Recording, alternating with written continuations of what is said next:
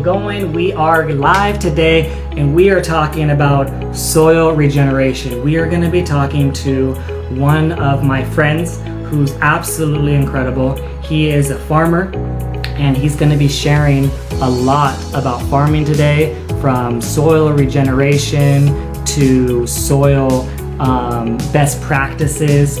Soil, what does that mean? And just a lot of stuff like that. He's living in the oasis. Hello there, Nicholas. Hey. Doing great. So Nick lives in the oasis right now. So if you're not familiar with that, you definitely want to get familiar with that, because that place is really incredible out in Southern California, just north of Los Angeles. And they have like unlimited artesian spring water coming out of the ground. And it's in the middle of the desert. So that's what an oasis is. It's when there's plentiful water, and so there's so much water to grow food there. And so that's one of the things that he does, and one of the things that we're going to talk about. If you want to share really quick, maybe your brief story into just food and or farming, like how did you get into that, just and your passion around it, and then we could go into like some of the things we're going to talk about. Sounds awesome. Yeah. Well, I was born and raised in Dallas, Texas, and my family had all kind of migrated there within the past couple of generations from more northern states. And, you know, it was just like I saw throughout my whole childhood, pristine, or what was left of anything that was natural, just being cut out and replaced with shopping malls and movie theaters and all this stuff. And as a kid, I was just like, I even knew it was wrong. You know, I was not connected with that lifestyle or that way of being. So I chose to pursue, you know, as soon as I had the opportunity at 18, a different path, where I ended up moving into the woods and spending my time like learning from the trees and drinking spring water. And that's where I learned the importance of the food that we eat. And my whole life, you know, changed very quickly. And all the symptoms I experienced as a kid in the city, you know, of being sick every year and all of that have immediately vanished. And I haven't been sick since I was 18, you know, so it's like things like that just have been the affirmations of why eating real foods that are not tampered with is so important. And that's been my experiences that, you know, and it's been a fun journey too, to get to kind of see the contrast, you know, living in. Yeah. You remind me of someone that we were talking about just briefly, or when we were talking about just before this call, who I met in Belize, who moved from Texas. Nice. And thinks very similarly, right? And is living in the rainforest. You know what I mean? Awesome. And been doing that for a long time. Right. And I learned a lot of the things that we're talking about, farming and stuff like that, you know, like, you know, covering, you know, the cover crops and, you know, that kind of stuff or whatever, you know, we were talking about before. Yep. From there, like, and doing it together, you know, because like some people watch videos and that's cool, but like getting your hands dirty, you know, right. and getting in there and stuff like that. I mean, honestly, that's how I learn like best. Most people do. And just learned a lot, you know, even from gardening. I did organic gardening for like 6 months in San Diego. We built our beds around San Diego, custom beds, and it was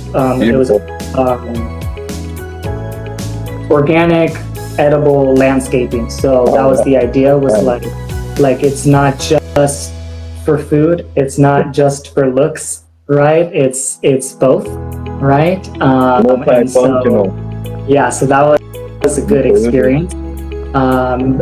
And then also learning about the soil there, right? And the soil, they had option of like veganic soil or whatever, you know, and green, you know, as an option, but it's more expensive, you know what I mean? So most people, even though they have money, they would, you know, choose the cheaper option of the soil, the organic soil, right?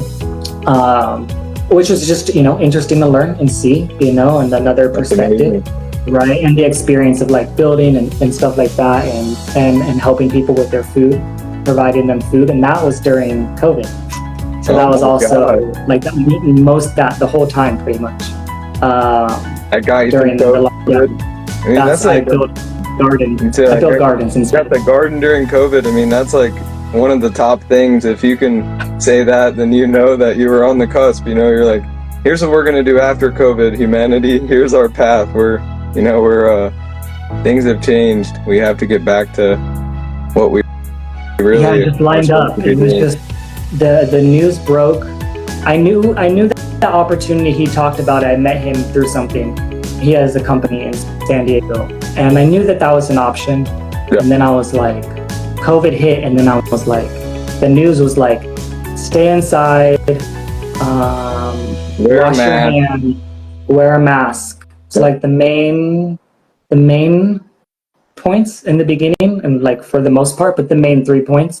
And I had already had a huge distrust for the media for a while already, and I already had a huge distrust of big pharma for a while already. So I did the exact opposite of that. I didn't wash my hands at all. I got them real dirty in the soil. You're like, I'm gonna get in the dirt here. I definitely didn't wear a mask. It's like, how can you breathe? Like, what the hell? And I worked outside. So like, that's the. But anyways, then I learned more about in Belize and like what you talked about, because it's so different. I was like, oh, I know some stuff about gardening. And then I go there and he's doing something so different, right? Yes. Because you had to, and each location's different. And that's another thing I learned too. The desert, right, where you're at, different. And what you got to do different, right? Yep. And like even the rainforest is different. You think how you grow different inside the actual rainforest. It's different. And then we were by the swampy area by the beach, because we were like a mile from the beach. So that presented a challenge of growing. Yep. We had to get, I didn't know, but we had to get through this thick layer of like clay, and it was maybe like 3 feet deep. And that was for the fruit trees. All the fruit trees needed to be through that to get the taproot. The taproot needed to get to the water system, because it wouldn't get through the water system. But all the coconut trees were fine, because they grow like on the surface, and they fall over easier. Like papaya tree too. Yeah, not like deep, but like that's another thing you learn is like, well, each one has deeper. Right, like deeper root systems, and how the root systems grow is totally different, and where they can grow or can't grow. That's why people are like, oh, why can't you just grow things here? Like there's a lot of different reasons why some things grow in certain areas, climates and elevation, and all of it, exactly. And that's the science of permaculture, is that it's never a one-size-fits-all solution. It's always tailored to exactly where you're at and what can make that environment evolve to its ecological climax, you'd call it, like where it's at a state of abundance, that it has plenty of biodiversity, has really beautiful, loamy, fertile soils that can grow a wide variety of plants, and it's sustaining a lot of life. And even, the goal of each ecosystem is that it's a haven that is actually accelerating evolution of life. So like insects and butterflies, birds, this is called speciation, where because you've created a niche ecosystem, new species can actually arise within just like a generation or two, because you have a unique situation, and now it needs a unique response. So that's like the power of that. You can even see like fruits. Let's say you have fruits sitting there, and all of a sudden there's fruit flies. Where did they come from? Like they're just like generating. You know what I mean? Out of like the fruit itself or something. We've almost forgotten that really the earth is this very magical, source, that if we work with it in those ways, we're going to have all the solutions to our problems, like by growing in these biodiverse ways. We don't have to use the chemical fertilizers. We don't have to use the pesticides, the herbicides, because our weed control, our pest control, our fertilizer is companion plants. It's like things that fill those ecological niches, other plants, and the balance of bacteria within the soil too. Also will impact the pest level as well too, right? And every plant introduces new bacteria, and then of course integrating animals. Every time an animal is processing matter, then it's putting more bacteria into the system, feeding the soil, feeding the earthworms, and all that. Like we're saying, the micro life that actually is the nutrition. It's the backbone of the real vitality in the ecosystem. I think the biggest thing I learned in the rainforest, seeing it, is beyond like the power of water. I couldn't believe the power of water Oh in the yeah, rainforest and what it does. incredible. But Like, the work that all the animals do together, they're all working symbiotically together. Like the ants all have a job and they're all doing something, they're all working, and doing their thing, and they all have a focus and a primary, and they're just always focused on working. They're creating their environment, their family, their habitat, you know what I mean? And it's all working together. And so some people are like, yeah, you need all these things, to create this or whatever. But I'm just like, I just look at that as an example, yes, it's like this huge example of the rainforest with man not touching it, right, is doing pretty good. Like we could learn a lot from what is going on there. yeah. You know what I I mean? think like Obviously, it almost, depends on the climate and things, but like those yeah, trees the trees create the rain, are creating the rain, yep, exactly. And and that's they're all little working known these together. days. Huh? That What's up? what you just said is like a little known thing these days, like that the trees are actually part of what's creating the rain, because they're actually stabilizing the water table in the ground, bringing water up through the roots, and every morning trees perspirate. They let water off into the atmosphere, and if there's enough of a forested landscape, this creates rain clouds. So that's why a rainforest is a rainforest. It's such a dense, again, you've got the full 7 layers. You've got a canopy layer, you've got subcanopy, shrub layer, herb layer, vine layer, rhizome layer, like the root crops, and then a ground cover layer. You got, and mushrooms, that's 8 if you want to count that. So you got, and then at every different elevation in the rainforest, like 5 different levels of life. You've got these birds up here, these birds and monkeys in the middle, and like all these, everything specialized there. It's a great example, and it's definitely like what I feel like is the only living model on Earth is our rainforests of indigenous cultures that we're doing permaculture since the dawn of time, and it's our model to follow after. Let's explain a little bit of that, like Yeah. permaculture, regenerative. I think okay, how food was grown whatever years ago. There wasn't these terms or whatever. It's like this is food and you grow it. You know what I mean? It's not like this is an organic and this is a regenerative and this is a permaculture and this is a GMO, right. And it's like now there's just like so many names for all these things. And that often does create confusion too. Yep. You know what I mean? Even like with lots of words nowadays, like new words or terms create a lot of confusion. Maybe that's the purpose of some of them, right? But anyways, so can you explain a little bit? Let's say just like permaculture, some things like and what it means to you and stuff. Some things in regenerative and maybe green, like soil, like those kind of 3 things. Yeah. So at its very basis, permaculture is observing the environment long enough that you're in, where you can actually thoughtfully interact instead of just like forcing an input. You've observed and watched nature enough in that place that you can see what its rhythms are for that environment and that local climate. You've seen like a whole year of seasons, so you now have a full understanding. And like then of course there's 100-year cycles, there's 10-year cycles, but you can get a glimpse into those just from 1 year and kind of see the patterns, and that'll inform you. It'll kind of give you ideas, just downloads, like here's what I can integrate into this system. Here's what this system gave me as biomass. Maybe that's animal feed or animal manure or whatever, or maybe it's a whole bunch of cattails or a whole bunch of a certain type of weed that you're going to be able to put right back into your soil and just start to create that biomass. And so that's like what we do out here is you sort of do that one cycle, that 1 year, observation and analysis, and you really get to know where you're at. And then that gives you the next step. So here's the type of cover crops that we can start using to actually do chop and drop methods and make, large troughs that were just previously sand, or I'm sorry, not plots, not troughs, large plots of land that were previously sand, and turn it back into something that we could have a booming garden, and so it's like now you have these sort of insights. And so it's all about that, that slow approach, but every day is a different action step within it. And it's never it's like a different mindset, because you're not bringing a whole lot of stuff from outside of your spot.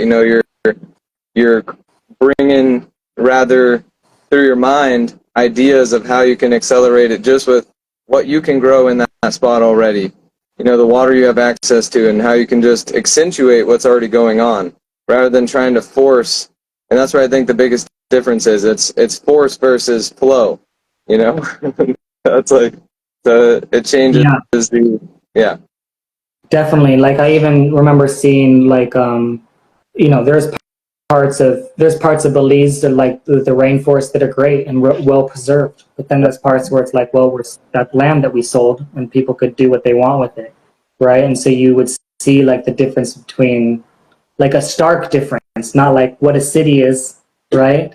But a very stark difference of like, here's beautiful rainforest, here's a plot of land totally cleared and destroyed, you know? Yep. And then all the soil blows away. And that's the picture that we need to understand, is that like somewhere like where we're at here in the desert, the high desert of the low Sierra Nevada mountains. At one point, this was old growth forest on these mountains, on these slopes. And then again, colonizers came in and they clear cut, logged, and they strip mined. And they did all these ecologically disturbing things. They hunted and trapped all the beavers that were maintaining the wetlands. And this caused the great disturbance. And this made wildfires take off in California like never before seen, because they cut 99% of the old growth out of the Sierra Nevada mountains. And then the river tributaries all dried up, and now it's a creek. Like, no, this is actually an old ancient tributary of the Kern River. And so like these are the things and the ideas that are coming back around, and realizing that, yeah, without our disturbances, if we model our systems after nature, we can re-accelerate the healing, just like we accelerated the degeneration. We can accelerate the regeneration now. Yeah. So I'm calling us the regeneration. Like all of us, no matter what generation you're part of, let's be the regeneration. Like in our time while we're here, we're the ones that are going to see all of this just by our collective efforts restored at a rate we only previously thought was impossible. But it's going to happen. Yeah, and it helps, for people like you or people like me to see it. Seeing is believing, for a lot of us, right? Being able to see it. Like if you get a chance to experience it, go experience it, whatever you can in any form of fashion. And those that have experienced this kind of stuff, like it resonates more for sure, right?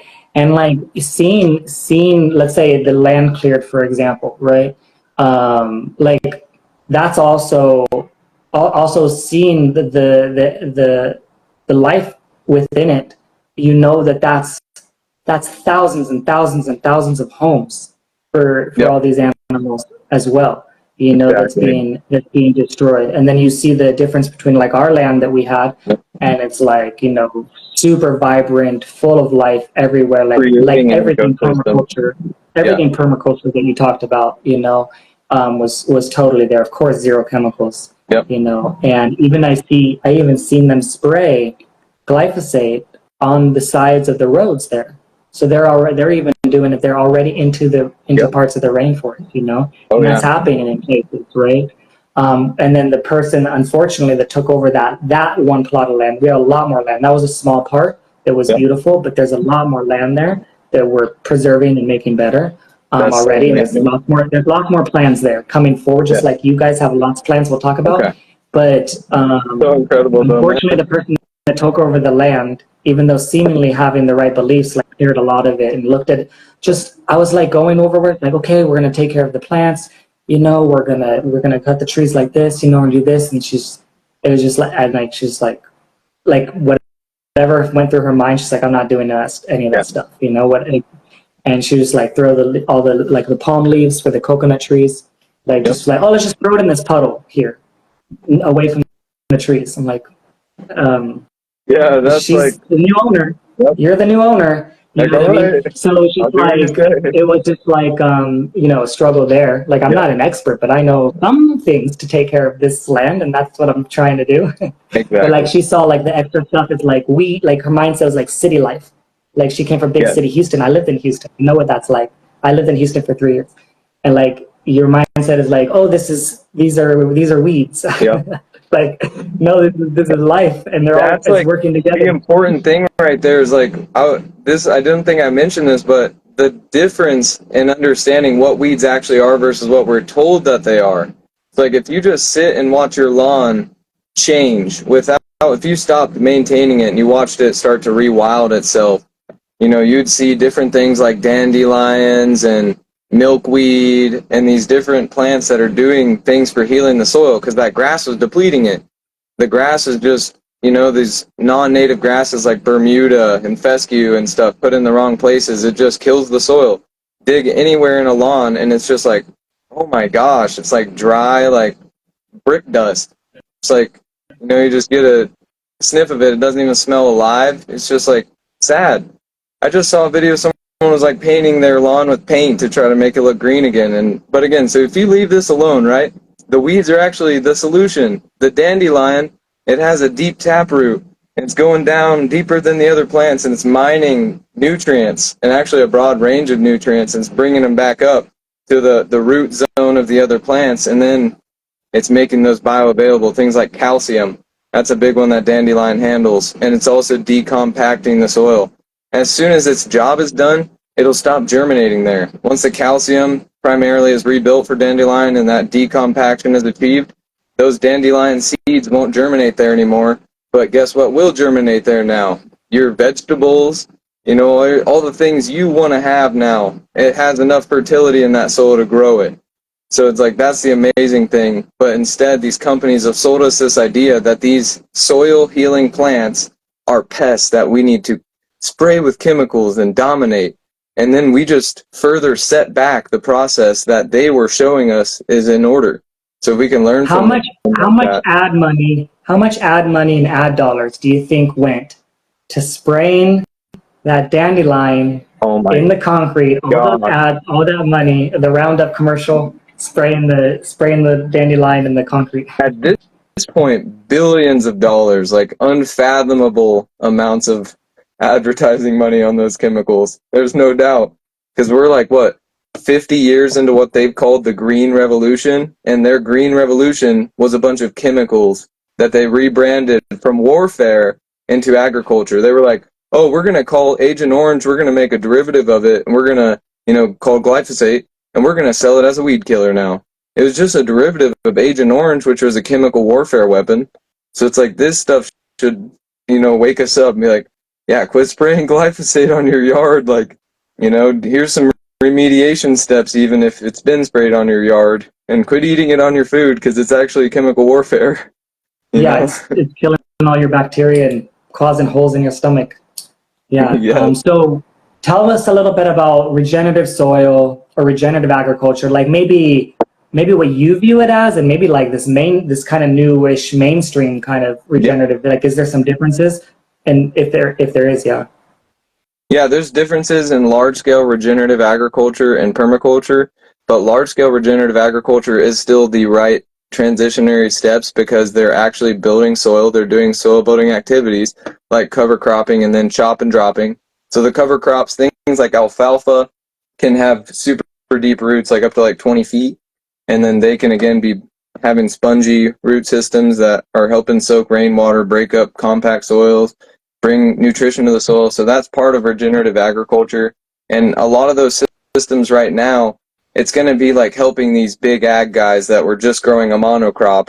And like, out here in the San Joaquin Valley in California, the fruit basket of pretty much the world, like where you've got millions of acres of just monocrop fruit and nut trees, right? It's kind of like helping these guys transition. It'll be like 1 year, it's just going to be the adding cover crops to their operation, and starting to chop and drop and not spraying chemicals that year, and maybe putting in a few other companion plant layers. But that is kind of the transition. So regenerative agriculture has a take like that. Some of the regenerative farms, it's almost like if I understand correctly, it's almost like a process, of making improvements, and each farm might be at a different level, right, of where they're at. And regenerating is it's like just making the improvements. Maybe you make one shift here in this practice, and you make another shift here, and over time, you get to a much better system and more better overall. Yeah, from health to environment to all of it. Throughout every step, you reduced chemical inputs. You increase natural inputs. Like again, how can we inoculate our soil and the biology of the soil to reduce all the the things we don't want, the pestilence, and we can increase our, our actual fertility and nutrition of our crops. Who doesn't want that of our consumers? Everyone wants a better product, especially nowadays when we're tired of all the BS. It's like we want good quality things. And I know that's why we've aligned together with Purium, and why I, as a regenerative agriculturist, believe in Purium, because they are at the front running, we are at the front running of supporting regenerative farms. And that's how we really vote. Every dollar, every purchase that we make, it's, am I getting my produce from Walmart, or am I getting my produce from Purium and from my backyard? Like, that's like the real questions. Like, that's what we're voting. Yeah, so if you were speaking to, let's just cover that part that you just said. If you were speaking to someone that, let's say, maybe they're running restaurants, and maybe they're like, yeah, I have some farms and I'm trying to make a better place, right? And I have regenerative practices, and the best that I can to their knowledge or whatever, right? What would you say to that person, or someone like that, maybe, that, like, why Purium for them if they already believe in a lot of these things? So it aligns effortlessly with the values of regeneration because of our thoughtful sourcing of the farms that we choose our produce from. That each farm is free from overspray of conventional farms, meaning they're not in the drift, they're not downwind of the guys that are spraying their field with the chemicals. We select to make sure that we're out of those ranges, and that we are doing regenerative practices, like a lot of the green soil, like we were talking about, so cover cropping. Some of the farms are using animal manure and breaking it down. It's all organic, of course. We're certified by QSAI and USDA, so that's a double organic standard, with certificates of analysis on every product. And that's like ensuring, freedom from those contaminants. And so these are all reasons why, if you already believe in those things, why Purium aligns with those values, and why that's an, easy vote to see more of that in the world, by using your dollar and being like, yes, I like these practices. I like having a compostable package for my food that when I'm done eating it, I can go throw it in my garden and it'll all break down because it's hemp and other plant fibers and dyes. So that's amazing. Like, that's basically what it is. I see the connection, that, like, someone like that would have with that, and understanding from the more specific standpoints of, like, how it would relate, right? And then someone kind of like me, right, that, like, doesn't have a lot of those things, or like isn't focused on all of that per se, right? Maybe I want to feel it, right? And how do I feel, right? And that was a big impact because I wanted to feel better. You know what I mean? Because I wasn't feeling it, right? Yeah, and I do now. Right. And so there's huge power in both, right? Absolutely. And sometimes, and I used to say this is my very first podcast or whatever that I did, like, 6 years ago or whatever it was, 5 to 6 years ago, the first episode. The first episode was titled Facts Tell and Stories Sell, right? Which is in a similar way. You know what I mean? As, like, sometimes people hear, like, all this information and it just kind of goes in one ear and out the other ear, all these facts, even though, like, they're facts or whatever, but then it's like a powerful story that helps them feel, right, can make a bigger impact, right? And you see the stories of, from all the stories in the Bible, from religion, and the power of storytelling and how that's impacted the world, right? And that's when a lot of the original storytelling started, a lot of that stuff, right? And then all kinds of things from storytelling, but the feeling part, right? You feel it, right? That's a feeling. Of course, oftentimes the story becomes emotional and you feel it. That makes an impact. But then how you feel in your body, right? From that same standpoint, that's usually what tells another story, right? For the person, right? And that's when you really know, I think. You'd be like, I think I, maybe tuned out some of the facts, maybe in the beginning, until I started feeling better. Right. And I think a lot of people are like that. Not everyone, some people can see, like, yeah, that makes sense. I'm going to, based on logic, I'm doing that. Right. But some people are, like, very emotional. Right. So they need to feel it, and when I worked in restaurants, for example, for 15 years, the most effective marketing in the world, in my mind, of anything that we did, of the things I've seen we do, of all the things I learned, was getting them to taste it, getting it in their mouth was the most effective thing. And I think similarly for for these superfoods and the foods that you share, and that's the other thing, you can grow a lot of food for your family, right? It's just absolutely amazing. But how much of that food can you ship to people that need help? You know what I mean? To get that food into their body. That's a whole nother challenge. Well, and that's right? proprietary too, because Purium is literally accelerating. We're actually picking things at peak ripeness. So then people are getting peak ripe foods instead of like you go buy organic produce at Walmart or at Whole Foods or at any of these other spots. Walmart, and even that organic produce the is largest not peak. Okay, go ahead. Sorry. Oh no, you're good, but it's like it's not peak ripeness. So it's like we're a step above in the quality there too. And Walmart's the largest organic supplier of food in the world, based on their size and how much they sell. And we know what they stand for, don't we? Yeah. And what happens with labels, right? With lots of labels, is it's not always true just because the label's there. Absolutely. And people can think of it. That's a lot of greenwashing, they say, right? And so it's important, like you got to discern as the customer of anything, who's greenwashing and who's backing things up. Like who's got clever advertising and then who's got certificates of analysis. And stories of real transformation. Also stories of real transformation.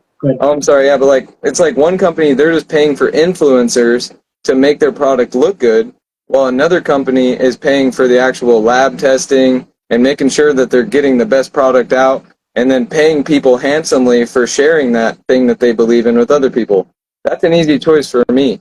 I don't care about influencers selling me on some bullcrap that's going to poison me and my family.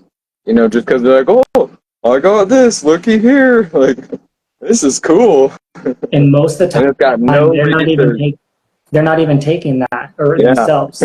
A lot of these companies, too, they're big companies, they're not even using their own service, their own product, or their own food, they're like, and so, okay, what about, how do you create soil? You're in a desert, like how do you make soil there? So we do a combination, we're starting cover crops out here and a variety to kind of do an experiment in some areas. There's already spots where the sand has turned more into sandy loam, and then there's spots that are just straight sand. So we're figuring out which seeds germinate the best in these different areas. And then the goal is, you create as much biomass and collect as many broad range of nutrients as you can from your cover crops, and then chop and drop those, let another iteration grow, and also adding things like nitrogen fixers in the landscape, like nitrogen fixing perennial trees and shrubs. So like we're adding trees like black locust and honey locust, and then shrubs like buffalo berry, sea berry, like kind of seeing and gummy berry, like they're berry producing shrubs. They're also nitrogen fixers. And then you got like just your false indigos, like flowering nitrogen fixers. All of these ways are ways we're improving the desert soil. And then we're also reintroducing animals, like ruminant animals. We want to have our own flock. Right now, it's all the other ranchers' cows that are always on our land because it's so green and we're planting stuff. So their cows are always here, like fertilizing the soil too. And that's all, without our efforts, we're not having to pay for those cows. So right now, they're a little destructive of some of our goals, but they're also building the soil. So it's like kind of just a give and take right now. And we're learning like how we can better manage that and, make it where it's controlled grazing instead of like kind of open grazing. So that's part of really quick on the animal part. Can I share something on the animal part really quick? Just because some of the people that follow me are like not about the animal part, which I understand.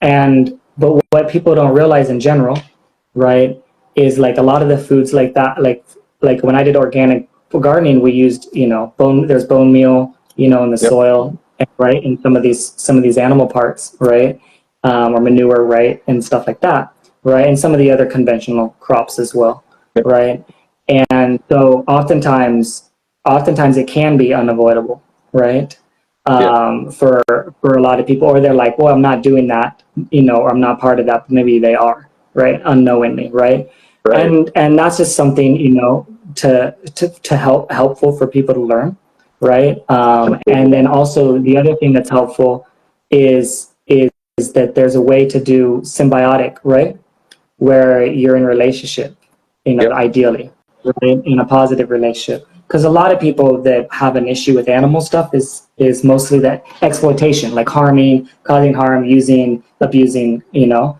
right? And so I just think that that is key in the symbiotic. When I was in the rainforest, you know, it was a symbiotic relationship with all the animals that were just there naturally, but introducing, like, the idea was introduce animals that were smart, that would work together, like the bats, you know what I mean? We want to have home for the bats, but like create natural habitats for them, create home for the bats. If the bats have a home, that helps with the mosquitoes and the other bugs, you know what I mean? And like if we, you know, introduce ducks, you know what I mean? The ducks will help, you know, if we want to grow rice, you know, and eat the grubs and, you know, different things like that, you know what I mean?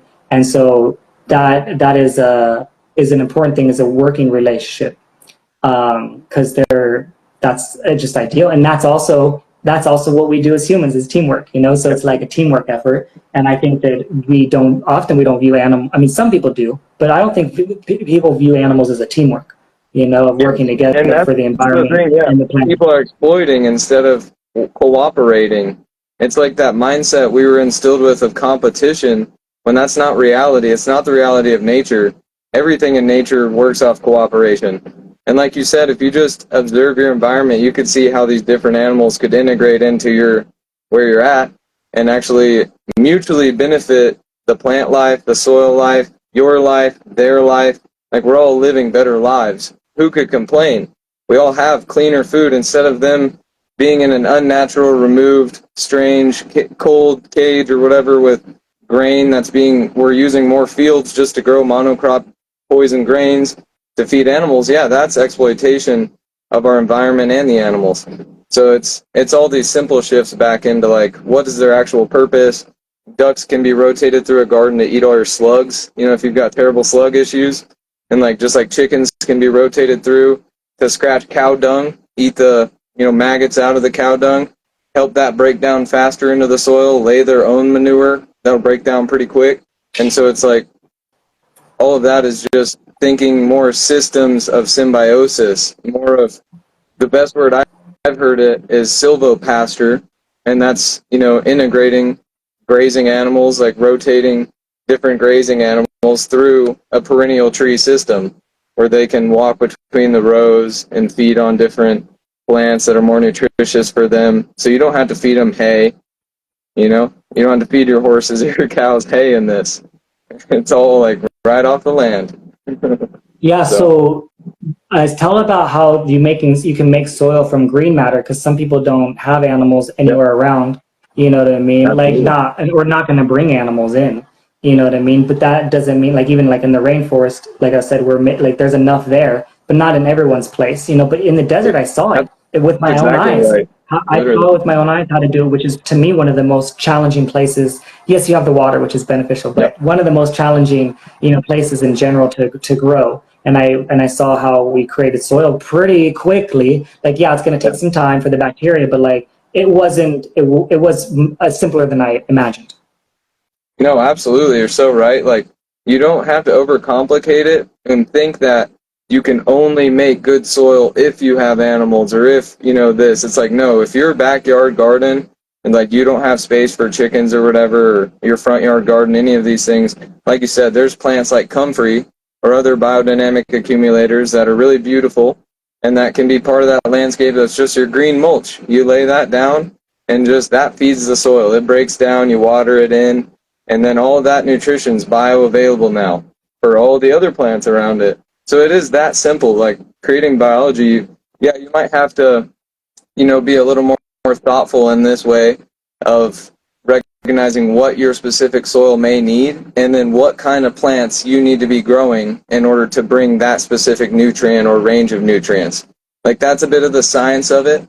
If you're going to rely on green manure, you know, and green mulching, but that's how you build it, right? And then you learn throughout time through your experiments, like, did this plant, you know, provide the results so I could grow the key crop I was looking to, or do I need to, you know, try another, do I need to add more nitrogen to the soil, get some nitrogen fixers in here, you know? And that's kind of part of the learning of it. Because wherever you live, you're not eating, right? So you often have compost, you know, as well as part of it. I mean, even humanure, Yeah. you know, Food scraps are can make an amazing. impact. Like, Right. And like, yeah, there's things like that. Like one of the guys that taught us when we were there on Earth Day, we learned how to regenerate the soil. And he's from San Diego, where I'm at. And I went to his house and I saw all of his plants and how he grows everything. It's just, like you would imagine a San Diego, not a lot of space. He doesn't have a huge yard, doesn't have any animals there or whatever, but he regenerates the soil there and enough for all of his plants. But he makes extra soil and sells soil, like regenerated soil, that's so to awesome. people and teaches He's people doing how a to great do it as well. job. And that's on a small, land in the city, Yep. So Impressive. yeah, so that it is some work, but like it really isn't terribly complex or terribly hard, right? Or terribly physically Exactly. demanding. The biggest part is starting it and actually just accepting that whole transitionary process. Like, if you've got a lawn, I've been thankful to get to participate in a lot of lawns changing into food forests, and like, it's just starting it. It's just getting it going and then adding your inputs. Yeah, and getting as much biomass back in there. Like, wood chips are huge for us too to build soil out here, because that helps And protect as like any mulch, moisture as a we put mulch, down. yeah. Yeah.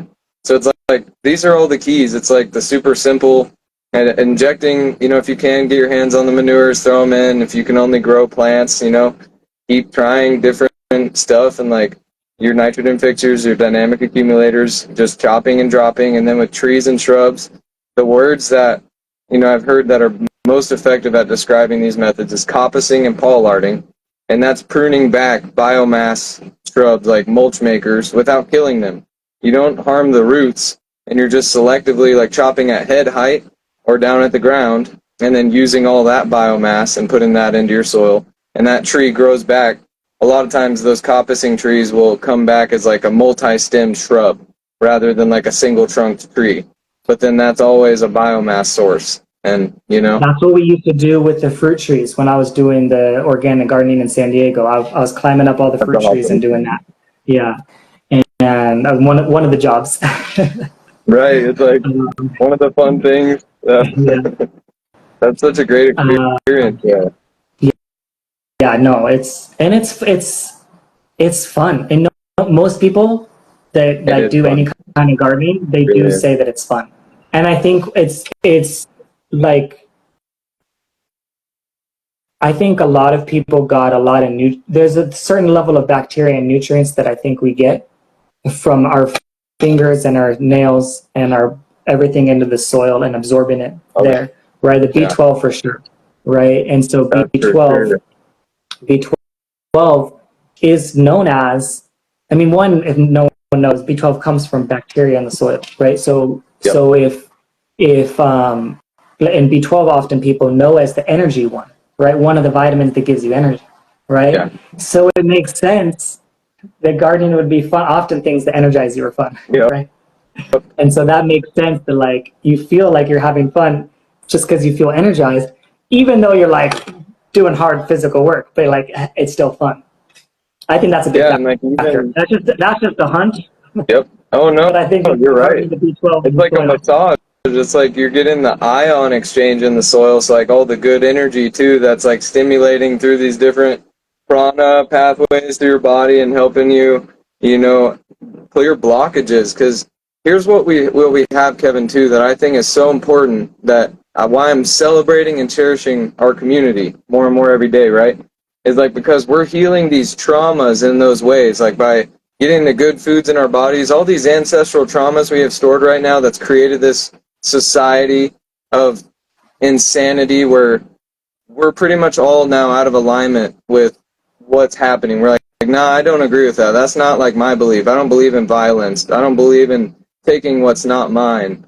I don't believe in those things. So we're all coming together like, yeah, we believe in like cooperating and, having these great new things together, that we're going to build meaning again and have all the values we actually believe in as a permanent part of our culture. And so that's too like where I think this is a difference in like this Purium community and how it stands for regeneration. That's part of anything regenerative. It has to be benefiting the culture too, the humans of the society. If we're still degenerate in our minds, then we're not progressing yet, because it's all gonna, be tied together. And that's our path that unfolds, whether it's, destruction for more people, or whether it's more people getting on this wagon and, having a beautiful paradise to live in with a beautiful community.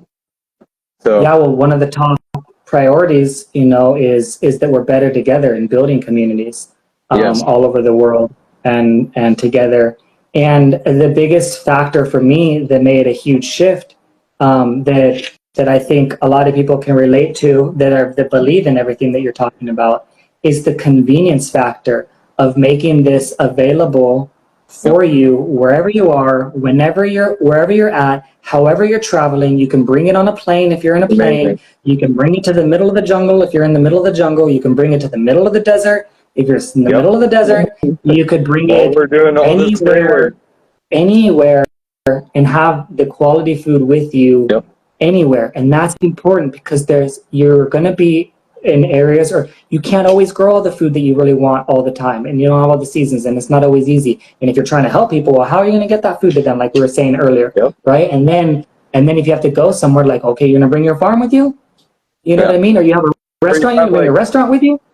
You have like that's the point I always bring up, is like, maybe you have a crop failure one year, and this is why having reserves like Purium and a freezer stock full, like, depending on your diet, you can do your things, but it's like having these kind of considerations in place is important. And then also, like, the factor of that Purium has set a standard with, again, on-site, low temperature, enzyme preserving dehydration.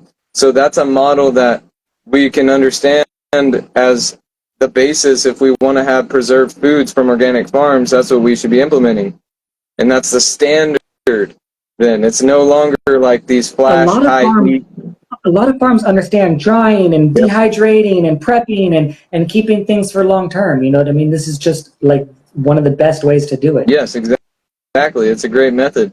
And so it's like, yeah, of course, we should still be making our krauts, our probiotics, our fermented things, like canning some tomatoes, like, create your abundance from your homestead.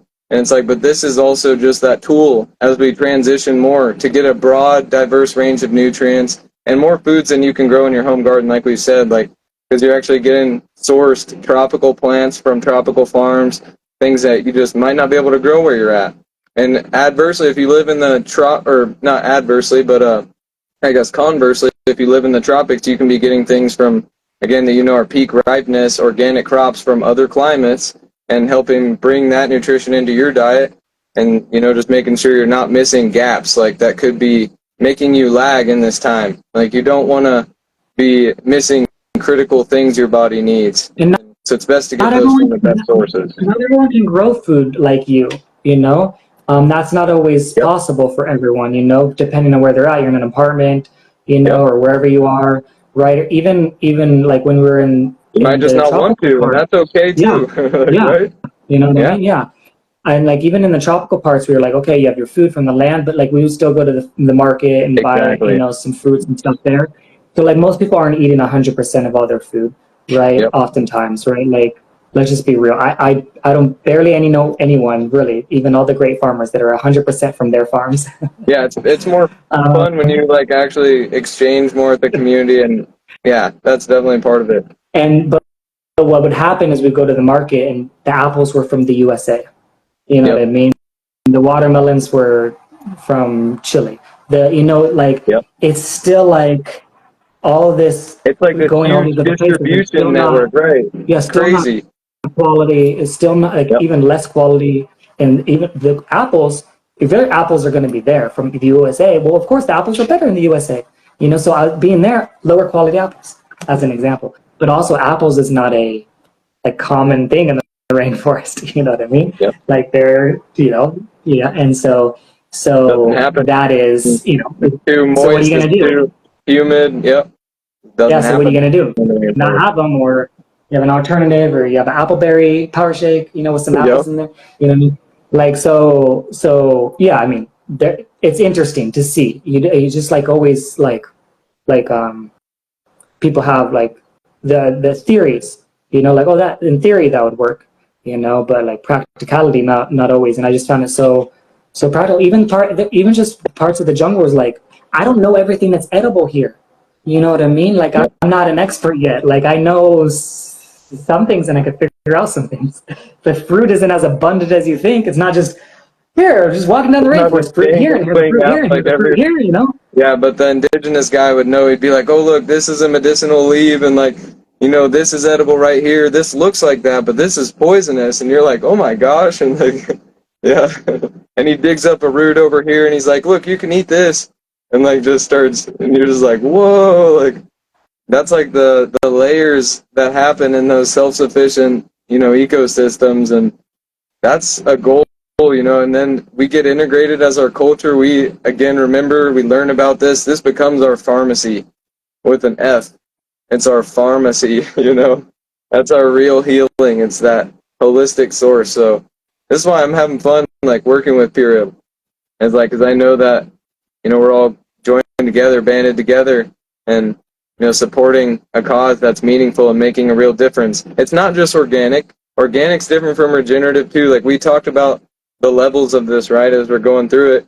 And it's like, you don't know if you go buy organic produce, if it is rebuilding soil, or if they're plotted it right. We have an organic guy down the road, like way down in the valley, he's got a field of organic crops right next to his field of non-organic crops. That doesn't even make sense. And then we literally watch him sometimes drive around spraying, and it's like, dude, how is that organic? You know what I mean? So that's like the kind of things you got to look out for too. Yeah. A lot of non-transparent companies and stuff out there. So yeah, definitely.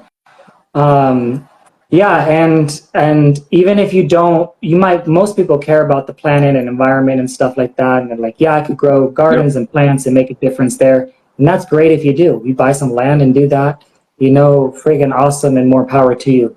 But you are making a huge impact by just purchasing. Just put your purchasing power and voting with your dollar. That's making more impact than you think, because that creates the demand. That creates the growth. That buys more farms. That regenerates more farms. That's going into changing these farms for the better. Exactly. It's not insignificant. Every choice we make, every dollar we spend, putting a little more towards something regenerative certified is a better choice with your dollar than saving a few of them to not go to that high standard. Because then again, that's what you're voting to continue. It's like, if we really want to see the change, let's keep voting in the change, and we're doing that. And the more we just support each other in that, we all have a space within the regenerative sphere. Everyone has gifts that are community building, that are building, their good spirits, their good thoughts. Like, it's all tied together. So it's not to suppress our natural gifts. It's like to, tune into these things and then collaborate, cooperate, find those systems that reward cooperation and hone in on those. And then anything that's like promoting competition, that's the things we should be questioning, and then just taking our dollars from, and being like, I'm going to pull this from there and redistribute it over here, reinvest it into this thing that's actually going to generate a return, a real yield, fruit, community, music, like whatever the real tangible, beautiful things of life are for you, So not just a lot of numbers on the screen. A lot of people have trust issues, right? A lot of people nowadays have trust issues. How can I trust that label? How can I trust what you're saying? How can I trust this guy? How can I trust this farm? How can I trust these things? Oh, maybe you're just saying those things, right? Yeah. How do you have trust? You living on the land yourself. You're living on the land with the man that created these foods. You see him every day, right? You see a lot more than the average person, right? How do you have trust with, even though you are, you care about quality food and farming? Like, how do you have trust?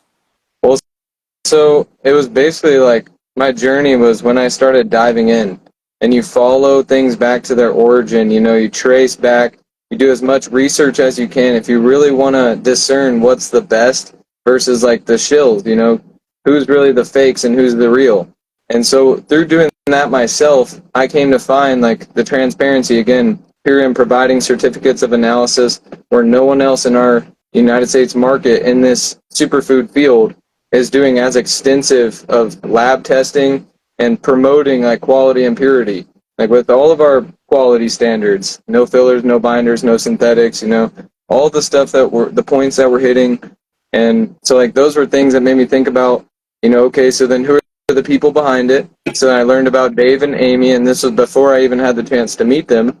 But about 5 or 6 years ago is when I started to learn about them and just watch their journeys. And I'm like, wow, these are two genuine human beings who are like showing their humanity. And I'm like, and I really related with that. I was like, they don't come off as, we're something. No, they're like, we are humans, and we care about other humans, and like we care about the quality of what's being given to our community, the people that we interact with day to day, and we want to see people win and thrive. And so I'm like, okay, those are great words. I'm like, do they back it up with action? I look at their actions, and I'm like, wow, they backed up their words with their actions. How many people do that these days? I hear a lot of big words, especially in advertising. I've seen it my whole life, but most of those people don't back it up.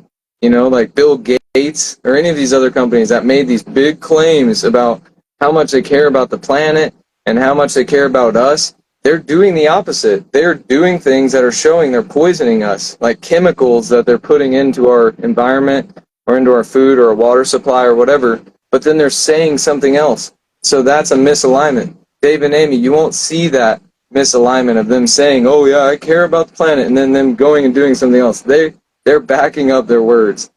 And then knowing Dave now, it's only affirmed that more. He's a stand-up kind of guy, and it's been awesome to hang out with him, and we're growing in the regenerative sphere, and just moving the dial towards all of the goals here with the land, the oasis, and also Purium's future.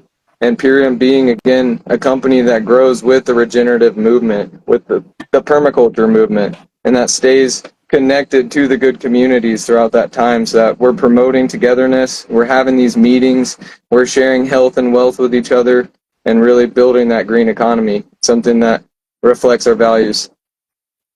I've seen a lot of food companies in general, like in working in the food industry, and seen all of the layers of that, what I mean?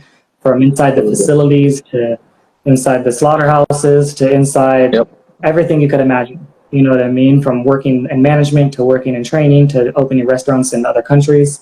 Right? Like not everything, but like a lot of parts, right? And a lot of different parts of the food in general, right? And I've never seen any food company anywhere in any part of the world anytime focus so heavily on truly helping people feel their best and recover or just feel great in general. If they're not suffering from anything, just feel their best, and really truly like transform the health. Like you have the politicians in this, like, oh, we're going to transform the health of people, and we care about health or whatever. Like we'll see, maybe we love you, and maybe we'll see. I mean, I don't believe you, but we'll see if you try. Right, we'll see if your actions match your words, right? But I've never seen them focus so heavily on truly healing people, right, and healing the planet, and like really doing it of any food company. And then some people will say, oh, well, that's not food, that's powdered, right? What do you say to that? Like, that's not real food. Like, oh, you're just some powdered thing. So that just shows that they don't know what they're talking about. And it's like, because these are whole foods that are, again, low temperature dehydrated, and it preserves over 98% of the living enzymes. And as soon as you add water, you've now reactivated all those enzymes. So it's not powders, it's not devoid of nutrients. What is devoid of nutrients is the capsules and things people buy at the grocery store, and like these other protein powders from like even the other organic companies. They have glyphosate, AG1, Kachaba, these other types of brands. I see a lot of like cool people that, my friends and people I love that use these things, and they, the third party analysis of those things from Mamavation shows they're not quality products or companies. So I like third party analysis too, and like that, the fact that every time Purium gets a third party analysis, it shows up in the top of the top quality products. It's in the highest tier. And it's like, that should also tell the consumer something. It's like, okay, what are you actually getting? Here, we're completely separated from all of these companies, and we'll just tell you straight up what's in it. And Like, what's the, truth about its quality? That's And a big also difference. so transparent in that you could literally ask questions directly every single week or every single month, Yep. anything you want, directly to the person creating these foods, The and Dave and it's just Amy. like, Yep.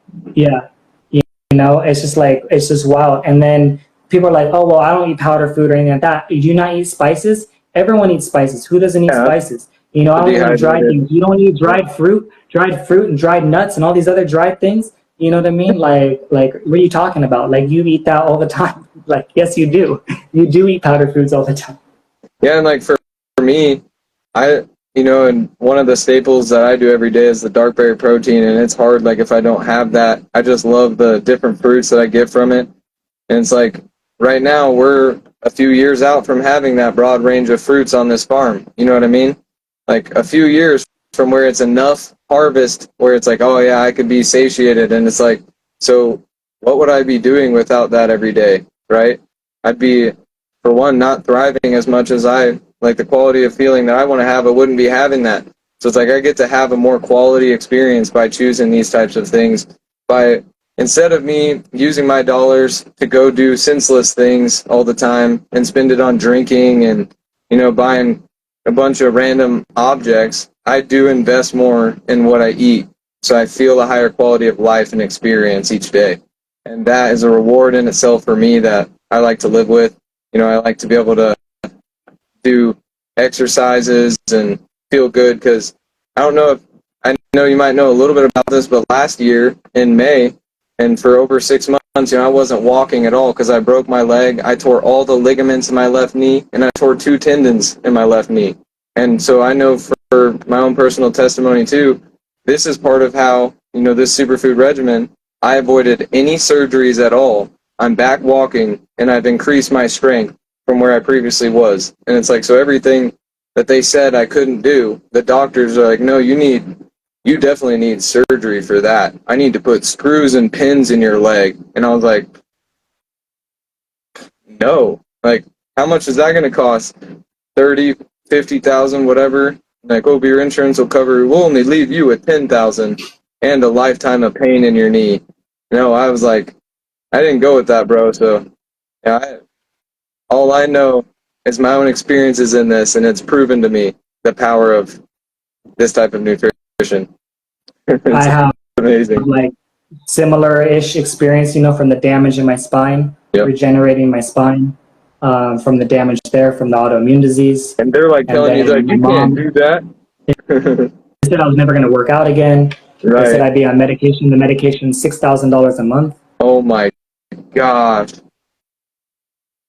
And It's some like rare, they're like, oh yeah, this is like super rare condition. We need you to be on this specialty thing. Your insurance will cover a lot of it, but you're going to still be in debt. and that's the story. But it's also the most prescribed one.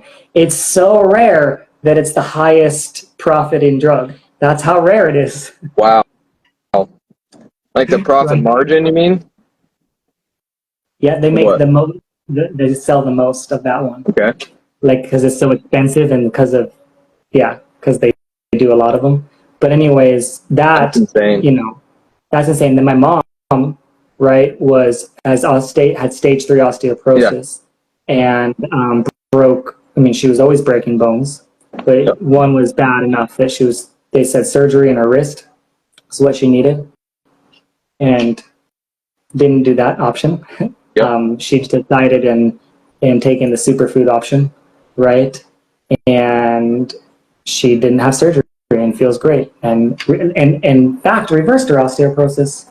And so that was a surprise to the doctors. And you can see on the bone density test, like from 1 year to the next year, like it's a 200% increase. It was from 25% chance of fractures, right, is whatever their analysis on the bone density, down to 13.5% chance of fracture. So cut in half, 200% increase, however you want to slice it. And like cold hard proof or whatever, you know what I mean? Literally. That people need. But like, you know what the proof is? Like, I feel amazing. Like, what study do I need for that? You know what I mean? Like, is there a study for that? You know, I was feeling like an 80-year-old man before. No, I Like think the now I study feel for like an that 18-year-old man. is conversation. Is like, you know, that's like the real study for that is like when we get to converse with other people, and we're talking about the quality of our experience, and we can just share genuinely, like, oh yeah, this is what's making me feel good, and like, and just having that space for other people, like hearing whatever they might be dealing with, and just being here for each other, right? Loving each other and supporting people for what they're going through as we build a regenerative community and a regenerative economy, things that give back to people rather than take from people, give back to our health, allow us to give back to our families, to provide the best quality for our families instead of some BS that some shady guy, you know, convinced us we needed or whatever. So we're not the That's one other shadowy thing. figure in the alley with the trench coat. You know? Yeah, that's one other thing that's really hard for people that are doing what you're doing. The farming is not a lot of money in it, right? So they struggle financially, and that causes health issues, right? And then if you're doing a restaurant, I know Yeah. restaurants, that's a Oh whole other my issue, God. and people Yep. struggle, right? And Crazy. even if you try to do the good quality food in the restaurant, right? So hard to make it And with all the it's even costs. harder. It's even harder. It's actually more profitable to do the junk foods and cheaper, you know, So for yeah, profit wise. they're like, hey, sell these seed oils and your margins will skyrocket. Yeah, all the things, right? And so, but the what you have here and what you created here and the economy that we're creating here and the economy that you give back, does this gives back to people like us that are farmers or working in restaurants, Yep. you know, and you have the ability to care about what you care about, you know, providing food. That's what we're impacting the world. That's why I thought I was doing a good job.